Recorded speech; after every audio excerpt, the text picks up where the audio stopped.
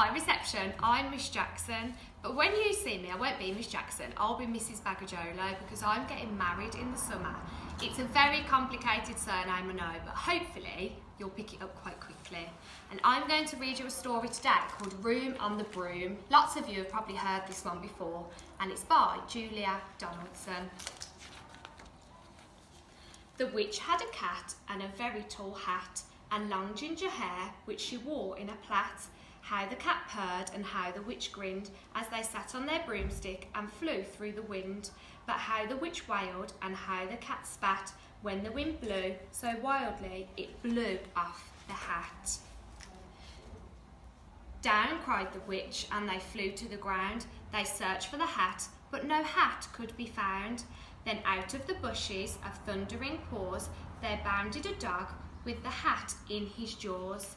He dropped it politely, then eagerly said, as the witch pulled the hat firmly down on her head, I am a dog as keen as can be. Is there room on the broom for a dog like me?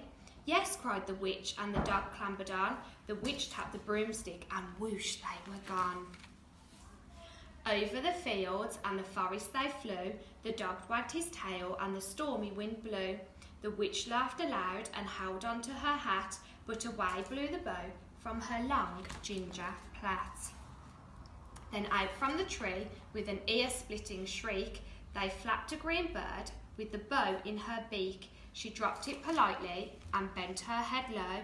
Down cried the witch, and they flew to the ground. They searched for the bow, but no bow could be found.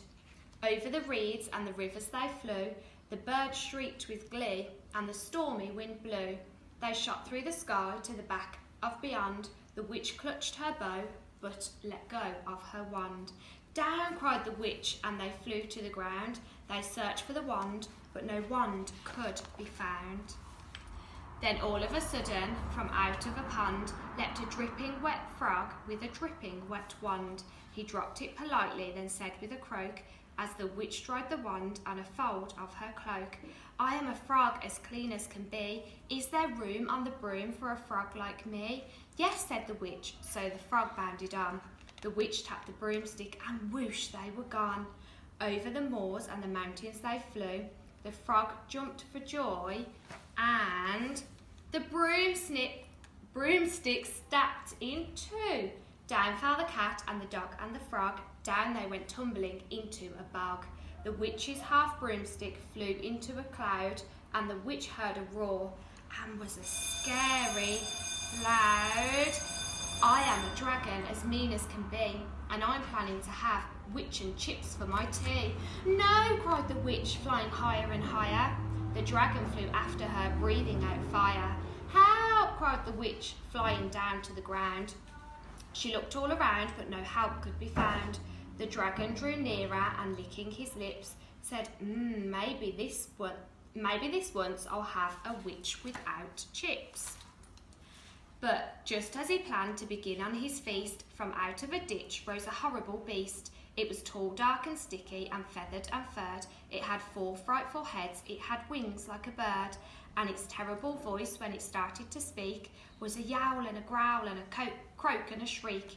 It dripped and it squelched as it strode from the ditch, and it said to the dragon, Buzz off, that's my witch. The dragon blew back and he started to shake. I'm sorry, he spluttered, I made a mistake. It's nice to have met you, but now I must fly. And he spread out his wings and was off through the sky. And down flew the bird, and down jumped the frog. Down climbed the cat, and phew, said the frog. And thank you, oh thank you, with grateful witch cried. Without you I'd be in that dragon's inside.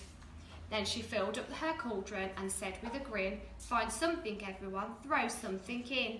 So the frog found a lily, the cat found a cone, the bird found a twig, and the dog found a bone. They threw them all in, and the witch stirred them well, and while she was stirring, she muttered a spell. Iggity, ziggity, zaggity, zoom. Then out rose a truly magnificent broom, with seats for the witch and the cat and the dog, a nest for the bird and a shower for the frog. Yes, cried the witch, and they all clambered on. The witch tapped her broomstick, and whoosh, they were gone. So that is one of my favourite stories, called The Room and the Broom, and I hope you liked it too, Reception.